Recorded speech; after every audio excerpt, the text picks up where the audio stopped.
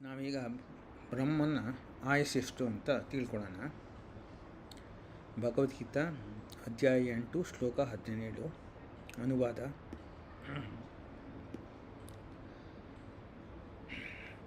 ಮನುಷ್ಯರ ಲೆಕ್ಕದ ಪ್ರಕಾರ 1,000 ಯುಗಗಳು ಸೇರಿ ಬ್ರಹ್ಮನ ಒಂದು ದಿನ, ಅವನ ರಾತ್ರಿಗೂ ಇಷ್ಟೇ ಅವಧಿ. ಭಾವಾರ್ಥ: ಐಹಿಕ ವಿಶ್ವದ ಅವಧಿಯು ಮಿತವಾದುದು. ಅದು ಕಲ್ಪಗಳ ಚಕ್ರಗಳಲ್ಲಿ ಅಭಿವ್ಯಕ್ತವಾಗುತ್ತದೆ. ಒಂದು ಕಲ್ಪವೆಂದರೆ ಬ್ರಹ್ಮನ ಒಂದು ಹಗಲು. ಬ್ರಹ್ಮನ ಒಂದು ಹಗಲೆಂದರೆ ಸತ್ಯ, ತ್ರೇತ, ದ್ವಾಪರ ಮತ್ತು ಕಲಿ ಎನ್ನುವ 4 ಯುಗಗಳ 1,000 ಚಕ್ರಗಳು. ಪುಣ್ಯ, ಜ್ಞಾನ ಮತ್ತು ಧರ್ಮಗಳು ಸತ್ಯಯುಗದ ಲಕ್ಷಣಗಳು. ಆಗ ಅಜ್ಞಾನ ಮತ್ತು ಪಾಪ ಇರುವುದಿಲ್ಲ. ಈ ಯುಗದ ಅವಧಿ 17,28,000 ವರ್ಷಗಳು. ತ್ರೇತಾಯುಗದಲ್ಲಿ ಪಾಪವು ಕಾಲಿಡುತ್ತದೆ. ಈ ಯುಗದ ಅವಧಿ 12,96,000 ವರ್ಷಗಳು.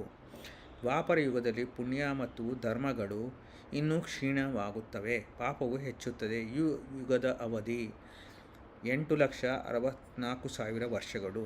ಕಡೆಯದಾಗಿ ನಾವು ಕಳೆದ 5,000 ವರ್ಷಗಳಿಂದ ಅನುಭವಿಸುತ್ತಿರುವ ಕಲಿಯುಗದಲ್ಲಿ ಪುಣ್ಯವು ಸ್ವಲ್ಪ ಹೆಚ್ಚು ಕಡಿಮೆ ಇಲ್ಲವೇ ಇಲ್ಲ ಎನ್ನುವಂತಾಗಿ ಕಲಹ, ಅಜ್ಞಾನ, ಅಧರ್ಮ ಮತ್ತು ಪಾಪಗಳು ಸಮೃದ್ಧವಾಗುತ್ತವೆ. ಈ ಯುಗದ ಅವಧಿ 4,32,000 ವರ್ಷಗಳು.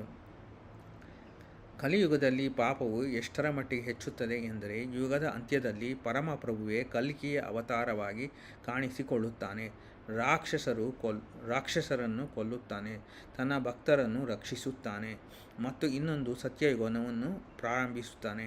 ಈ ಪ್ರಕ್ರಿಯೆಯು ಮತ್ತೆ ಪ್ರಾರಂಭವಾಗುತ್ತದೆ. ಈ 4 ಯುಗಗಳು 1,000 ಬಾರಿ ಆವರ್ತವಾದರೆ ಬ್ರಹ್ಮನ ಒಂದು ಹಗಲು, ಅವನ ಒಂದು ರಾತ್ರಿಯು ಇಷ್ಟೇ ದೀರ್ಘವಾದದ್ದು. ಬ್ರಹ್ಮನ ಇಂತಹ 100 ವರ್ಷಗಳ ಕಾಲ ಬದುಕಿದ್ದು ಅನಂತರ ಸಾಯುತ್ತಾನೆ. ಈ 100 ವರ್ಷಗಳೆಂದರೆ ಭೂಲೋಕದ ಲೆಕ್ಕಾಚಾರದಂತೆ 311 ಟ್ರಿಲಿಯನ್ ಮತ್ತು 40 ಬಿಲಿಯನ್ ಭೂಮಿಯ ವರ್ಷಗಳಾಗುತ್ತದೆ. ಈ ಲೆಕ್ಕಾಚಾರದ ಪ್ರಕಾರ ಬ್ರಹ್ಮನ ಆಯುಷ್ಯವು ಪರಮಾಶ್ಚರ್ಯಕರವೂ ಅಂತ್ಯವಿಲ್ಲದ್ದೂ ಆಗಿ ತೋರುತ್ತದೆ. ಆದರೆ ಅನಂತತೆಯ ದೃಷ್ಟಿಯಿಂದ ಅದು ಮಿಂಚು ಹೊಳೆಯುವಷ್ಟು ಕಾಲದಷ್ಟು ಹ್ರಸ್ವ. ಕಾರಣಸಾಗರದಲ್ಲಿ ಅಸಂಖ್ಯಾತ ಬ್ರಹ್ಮರಿದ್ದಾರೆ. ಅಟ್ಲಾಂಟಿಕ್ ಸಾಗರದಲ್ಲಿ ಗುಳ್ಳೆಗಳು ಮೇಲೆದ್ದು ಮರೆಯಾಗುವಂತೆ ಇವರು ಮೇಲೆದ್ದು ಮರೆಯಾಗುತ್ತಾರೆ. ಬ್ರಹ್ಮನು, ಅವನ ಸೃಷ್ಟಿಯು ಐಹಿಕ ವಿಶ್ವದ ಭಾಗಗಳು. ಆದ್ದರಿಂದ ಅವರು ನಿರಂತರ ಪರಿವರ್ತನೆಯಲ್ಲಿರುತ್ತಾರೆ.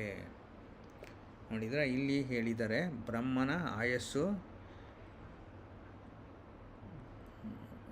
311 ಟ್ರಿಲಿಯನ್ 40 ಬಿಲಿಯನ್ ಭೂಲೋಕದ ವರ್ಷಗಳಾಗುತ್ತವೆ ಅಂತ ತಿಳಿಸಿದ್ದಾರೆ. ನೋಡಿ, 311 ಟ್ರಿಲಿಯನ್ 40 ಬಿಲಿಯನ್ ಭೂಮಿಯ ವರ್ಷಗಳಾಗುತ್ತದೆ. ಬ್ರಹ್ಮನ 100 ವರ್ಷ, ಬ್ರಹ್ಮನ ಆಯಸ್ಸು ನಮ್ಮ 311 ಟ್ರಿಲಿಯನ್ ಮತ್ತು 40 ಬಿಲಿಯನ್ ವರ್ಷಗಳು.